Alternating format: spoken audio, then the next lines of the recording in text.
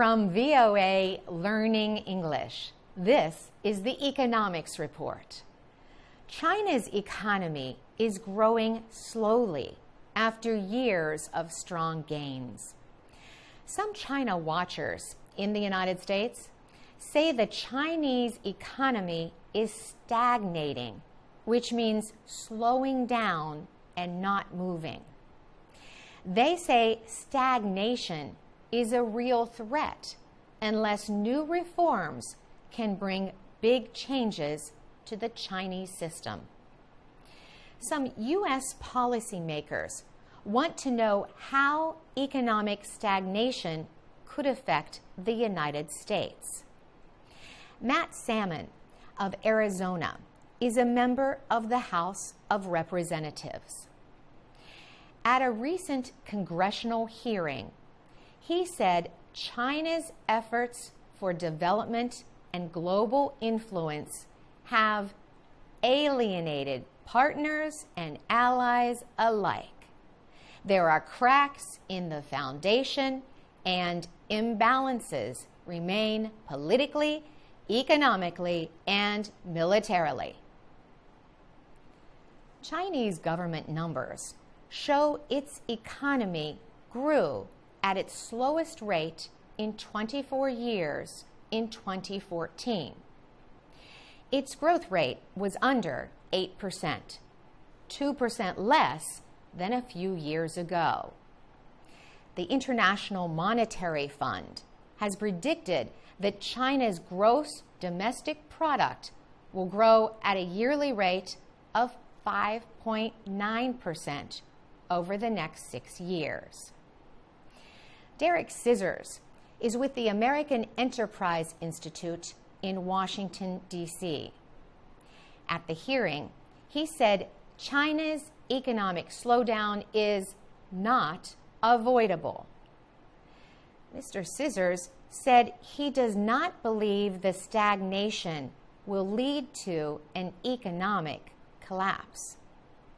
He also added that a slowing economy does not mean China has lost its significance in the world. Jerome Cohen is a professor at New York University.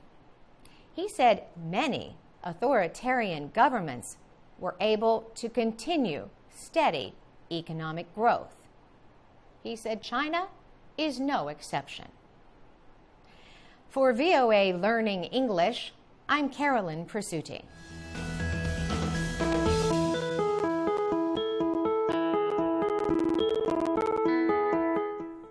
From VOA Learning English, this is the Economics Report.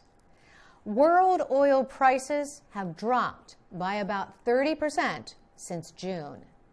That has helped many economies around the world.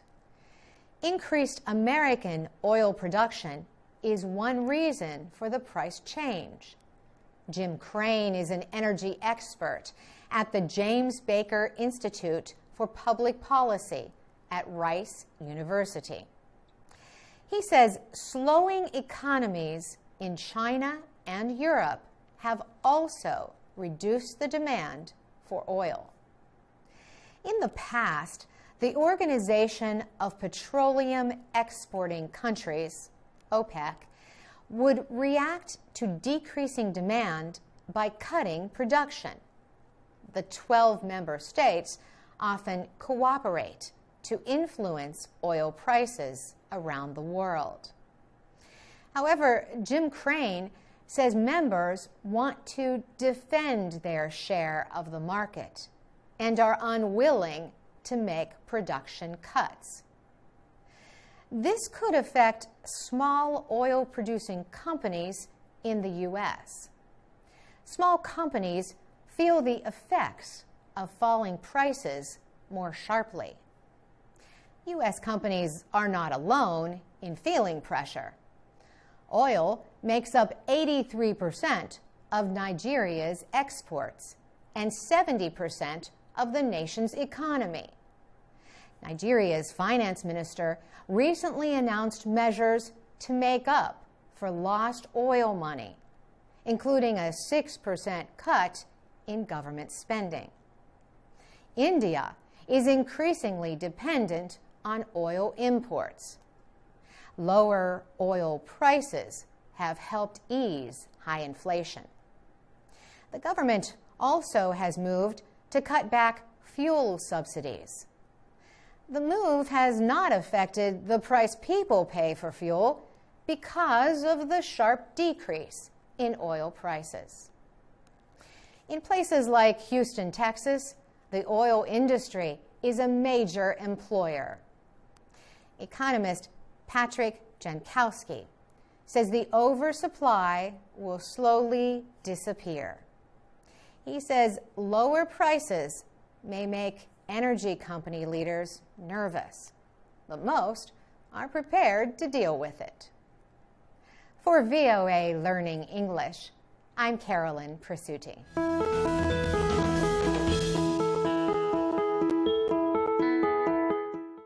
From VOA Learning English, this is the Economics Report.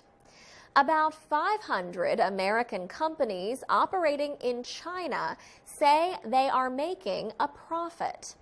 But top-level officials with the companies say they increasingly feel unwelcome and targeted by the Chinese government.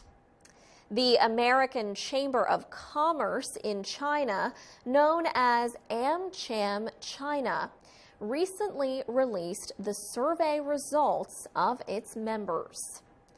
57% of top-level managers said they feel Chinese officials are concerned about investigating foreign companies. The survey said that nearly half of the officials felt unwelcome doing business in the country. However, most businesses asked said they remain profitable or very profitable. In China, the investigation of foreign companies has become common since President Xi Jinping took power. Chinese officials have examined the operations of Microsoft, Qualcomm, Audi, McDonald's, and other foreign companies. AmCham China represents more than 1,000 U.S. businesses. Its chairman, James Zimmerman, says he does not believe the government is targeting such companies on purpose. The group's representatives often meet with U.S. and Chinese officials. It can be difficult for private companies to operate in China's business environment. China has experienced huge changes since it moved from a planned economy to a more market-driven one. However, the state still has a strong influence, and foreign companies can find it hard to compete against state-owned businesses. For VOA Learning English, I'm Alex Villarreal.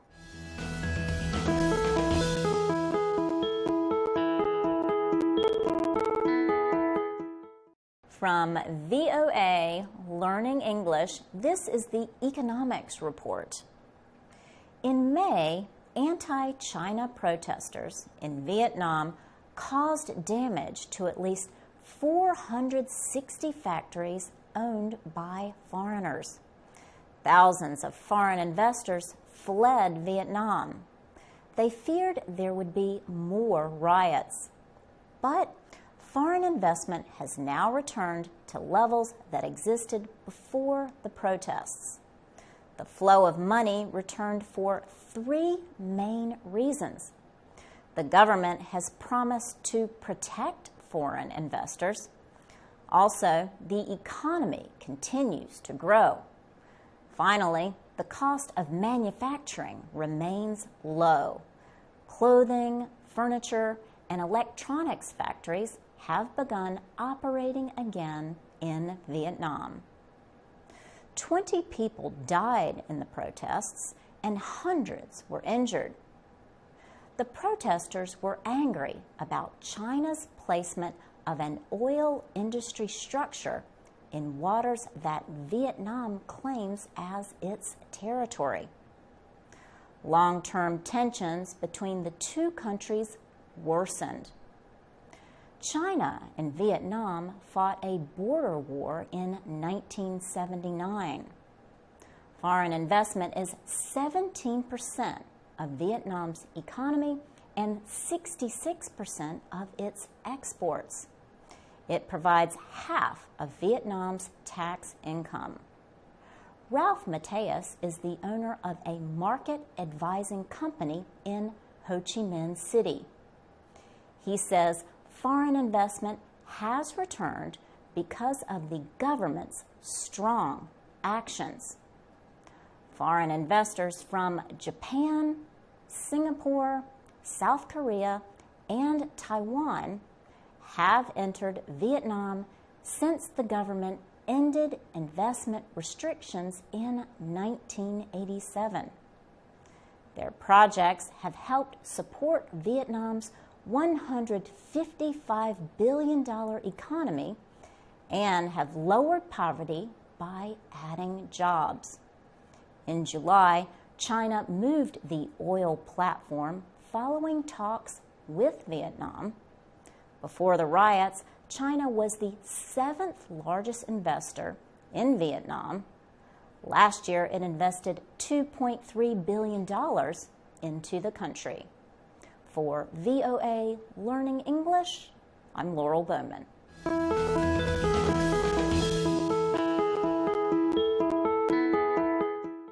From VOA Learning English, this is the Economics Report. The United States Senate recently passed a bill called Trade Promotion Authority. Under the measure, Congress can only vote for or against a trade agreement once it has been negotiated.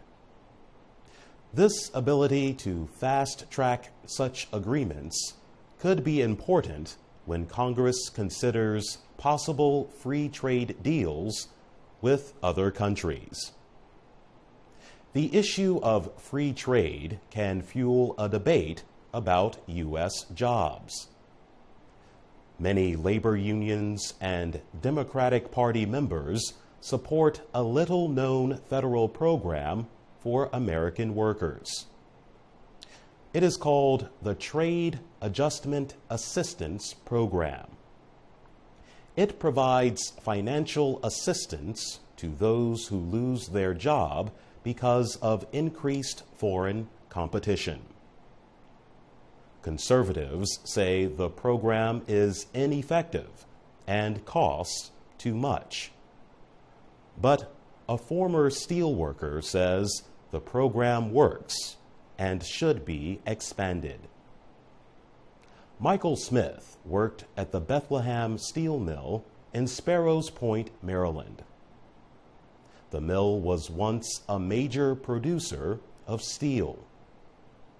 It employed as many as 30,000 people.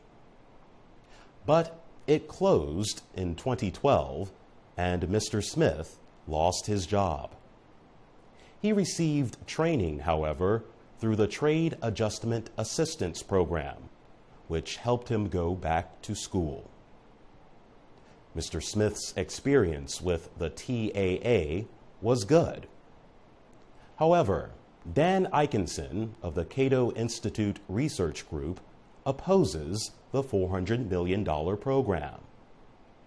He says that for every job lost to trade, 30 jobs are lost for other reasons. Mr. Eikenson says trade creates more winners than losers. Instead of federal aid, he says, manufacturers should retrain displaced workers. In May, the Senate voted to extend the program as part of a fast-track bill to speed pending trade deals with Pacific countries. For VOA Learning English, I'm Jonathan Evans.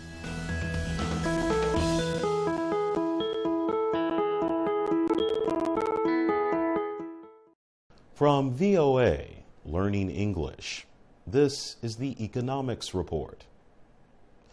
The American technology company Google recently set up its first office center, or campus, in East Asia.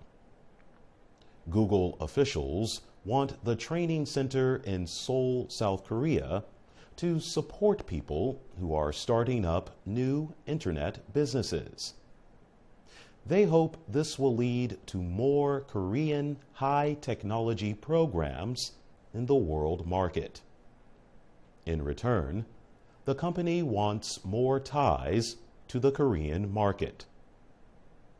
Campus Seoul is in an office building in Seoul's Gangnam neighborhood.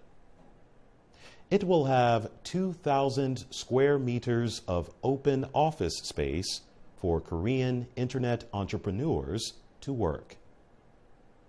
Google's expectations for the campus, however, are much bigger than the relatively small space. The company wants to make it a place for new ideas in Asia. Mary Grove is director of Google for Entrepreneurs. She says that at Campus Seoul, internet program developers will get support, mentoring, possible contacts, and help finding investors. She says the company is providing this supportive environment without cost. South Korea is one of the few countries in the world where Google is not the top internet search engine. The Korean company Naver has a larger market share. Google operates similar centers in London and Tel Aviv, but this is the company's first campus in East Asia. Google says its London campus has helped startup companies create 18,000 new jobs and get over $110 million in investments.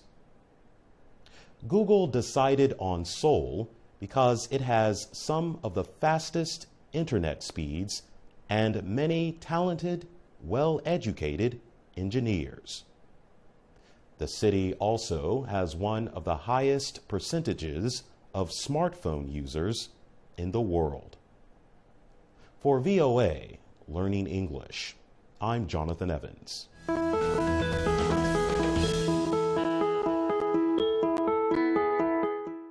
From VOA Learning English, this is the Economics Report. The recent elections in Greece put politician Alexis Tsipras and his Syriza party in power in the heavily indebted country. Prime Minister Tsipras gained popularity by promising to end austerity policies. Those are measures to shrink the government budget and reduce spending. Mr. Tsipras has said he will renegotiate loans from the European Union and International Monetary Fund. EU finance ministers have suggested giving Greece more time to pay back its loans.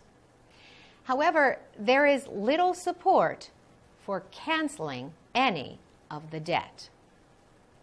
Dionysius Dimitrakopoulos is a political expert at the University of London. He says EU members know that they are not getting the results they wanted from Greece's austerity program. Mr. Tsipras has tried to show that he means to change Greek politics. The new leader's Syriza party joined with the right-wing Independent Greeks Party, to form a ruling coalition in Parliament.